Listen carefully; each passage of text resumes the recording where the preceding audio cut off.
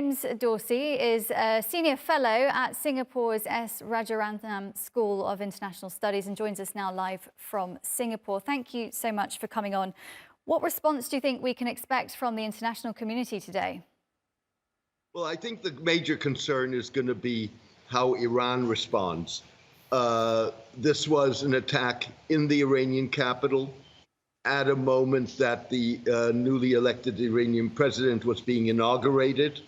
And Iran's not going to take kindly to that. We saw in April when Israel attacked the Iranian consulate in Damascus.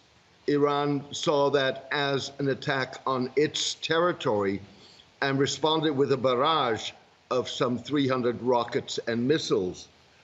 The issue for Iran is going to be seen to be responding to this, but on the other hand, to try and avoid this escalating into a full-fledged Middle East and Israel-Iranian war.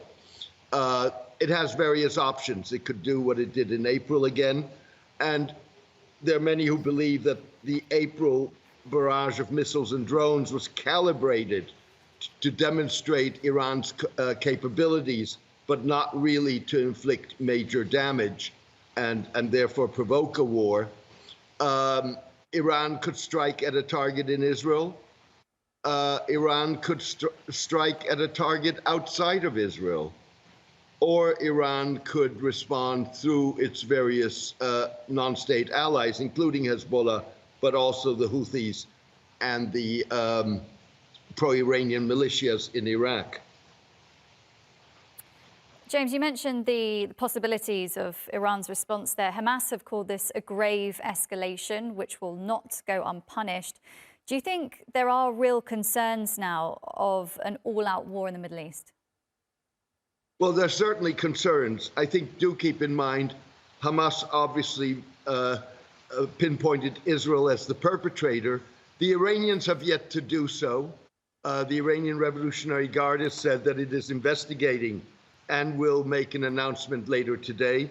I would expect that they will blame Israel, but nonetheless, they haven't done so yet. The Israelis have not yet claimed responsibility, even though they've been very clear that they would target Hamas leaders no matter where in the world they were.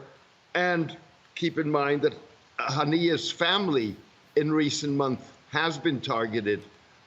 His sister was arrested in Israel, 2 of his sons and at least 1 grandchild were killed in an Israeli strike in Gaza. So we're very early on in all of this. But ultimately, Israel will be held responsible. And the question is, what's the fallout of that going to be? And James, how much of a blow is this for Hamas and Palestinians, and how will they be affected going forward?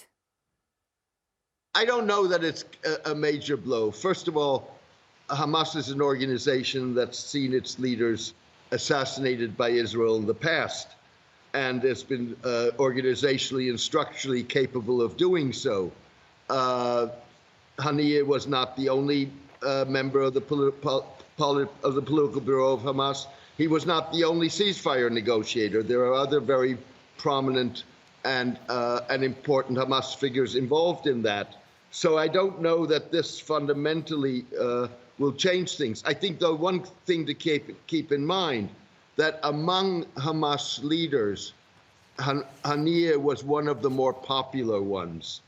And if you looked at public opinion surveys of public opinion, both in Gaza and in the West Bank, Haniyeh emerged relatively popular in those, not maybe the most popular leader, but nonetheless a leader who had some public support. Okay, James Dorsey live from Singapore there. Thank you so much for your analysis.